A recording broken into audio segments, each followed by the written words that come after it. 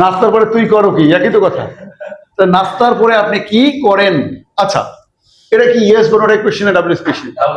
তাহলে এই সাবজেক্টটা কি বলেন তো? ইউ। আর করা ইংরেজি কি বলেন তো? ডু। আপনি করেন ইংরেজি কি? You do. You do. আচ্ছা, কি ইংলিশটা কি বলেন তো? হোয়াট।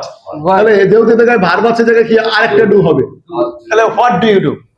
আবার কি হবে? What do you আমাদের do? অনেকের কাছে মনে হয় যে আজ ডুবি লাগতেছে, কিরে দুইটা ডু আসছে কোন জায়গা থেকে, একটা বাদ দিয়ে দিই, তাই না? হোয়াট ইউ ডু, এটা ভালো শোনা যায় নাকি? কিন্তু আসলে কি হবে? What do you do. তাহলে আপনি কি করেন ইংরেজি কি? What do you do. আর সে কি করে ইংরেজি কি হবে? What does he do?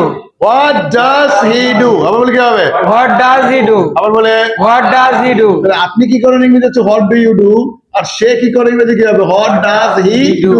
What does he do. আর আপনার বাবা কি করেন ইংরেজি কি হবে? What does your father do? What does your father do. কে বলি তো? What does your father do? এবার আমি বাংলা বলবো, আপনারা আরেকবার ইংলিশ বলবেন। আপনি কি করেন ইংরেজি কি হবে? What do you do? আর সে কি করে ইংরেজি কি হবে? What does he do? আর তোমার বাবা কি করেন ইংরেজি কি হবে? What does your father do?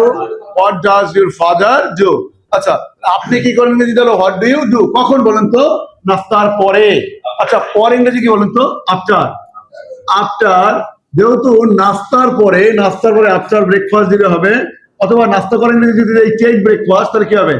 After checking breakfast. আবার বলছি যে কোন একটা প্রেপজিশনের পরে যদি কোনো ভার্ব থাকে, ভার্বের পরে কি যোগ করতে হয়?